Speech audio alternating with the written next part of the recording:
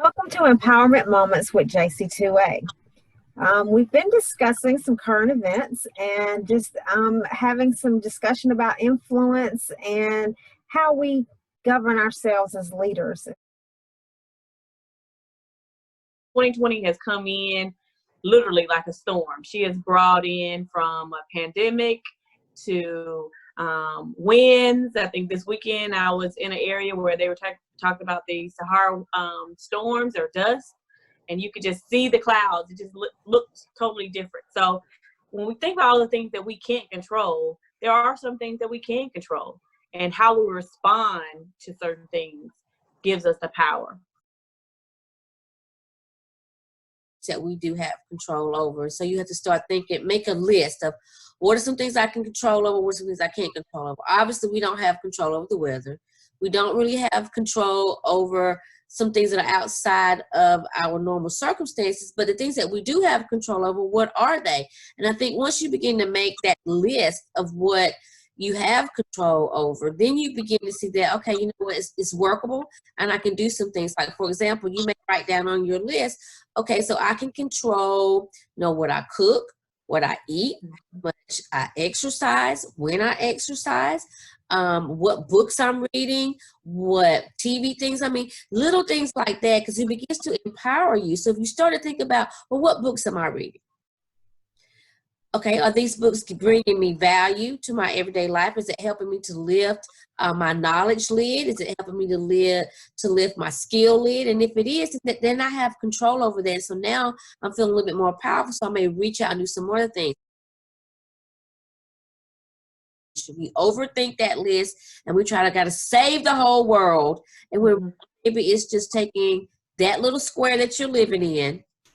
Okay, what's in my square that I can control? And then maybe from what you control within your square, you find a friend, you guys become in agreement, you start controlling that, and you'll be amazed that you'll have people and partners who are also in the same line and agrees on what some things that you can control, and then you'll be amazed at the amount of things that you're able to control and the power that you get from that.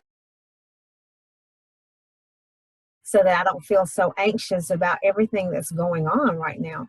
And so one of those things that I'm thinking about is just the things that I'm watching, the people that I'm listening to is so important to make sure that you are listening to something that is uplifting, that can help you to make sense of some of the things that are going on right now.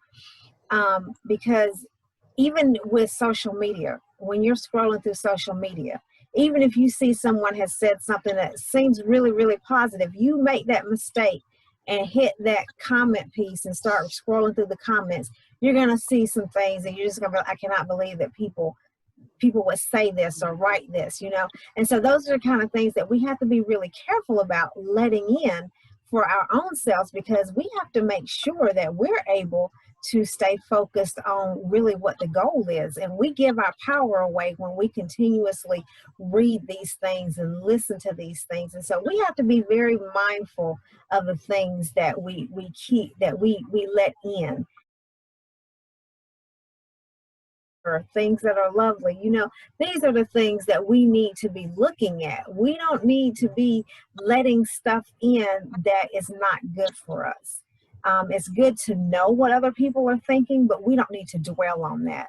We need to know what it is what our values are and what we are focused on, and making sure that our compass is pointing in the right direction. Using other methods that most of the times we can feel when our spirit is getting into that slump, that we are getting into that state of that anxiety.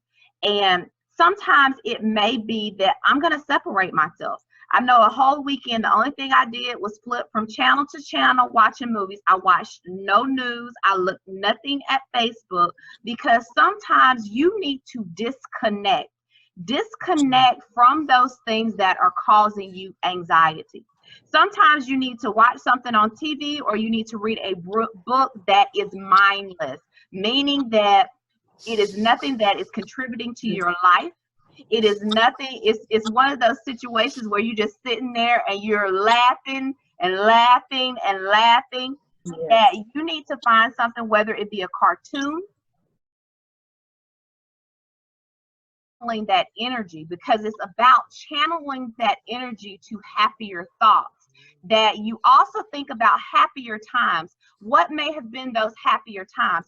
Sometimes for some people, it may be going through the family photo album, remembering all the wonderful vacations.